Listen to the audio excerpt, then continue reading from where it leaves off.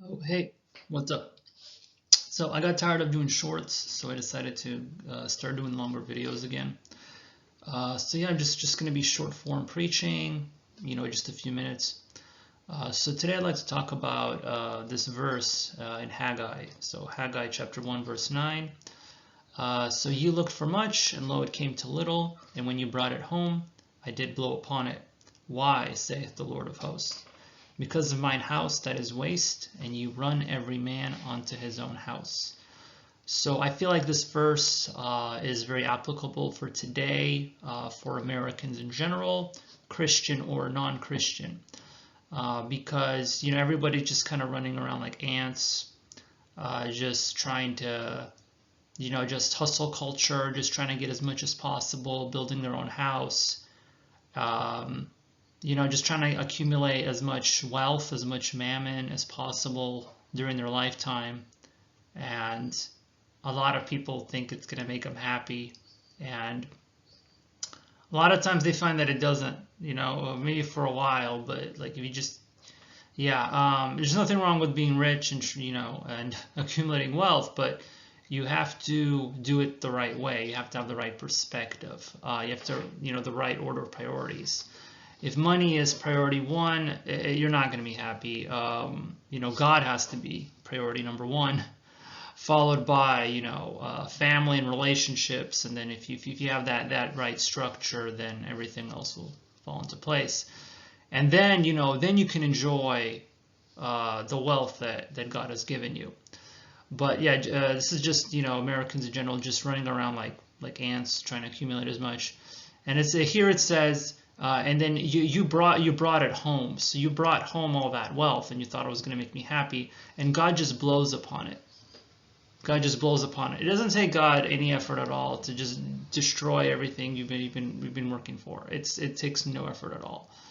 So he just blows upon it. Everything you've been doing falls apart, and then it's a catastrophe. It's people get depressed. They lost everything, or almost everything. They've been working hard for, and they realize that this was not the point of life to begin with.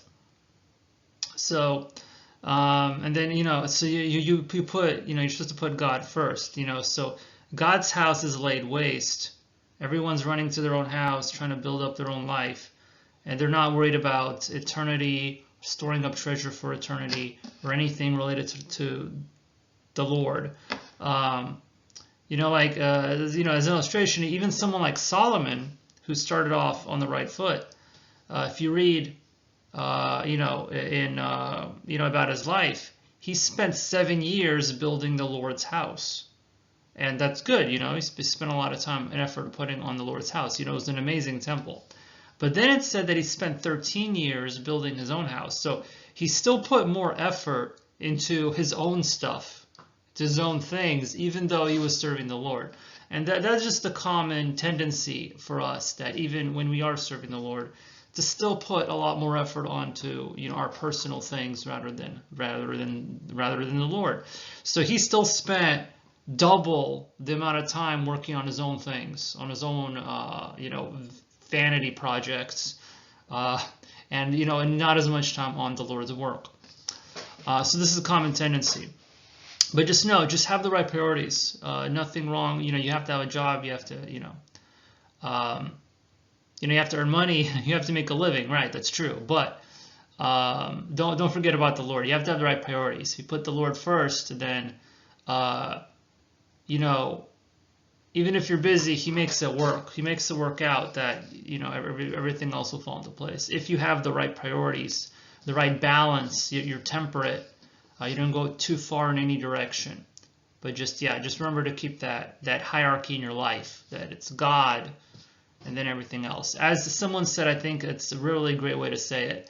The word joy, Jesus, J for Jesus, that's first. Then the second is others, and then third is the Y, that's yourself. So if you put Jesus first, then others, and then yourself, then everything works out.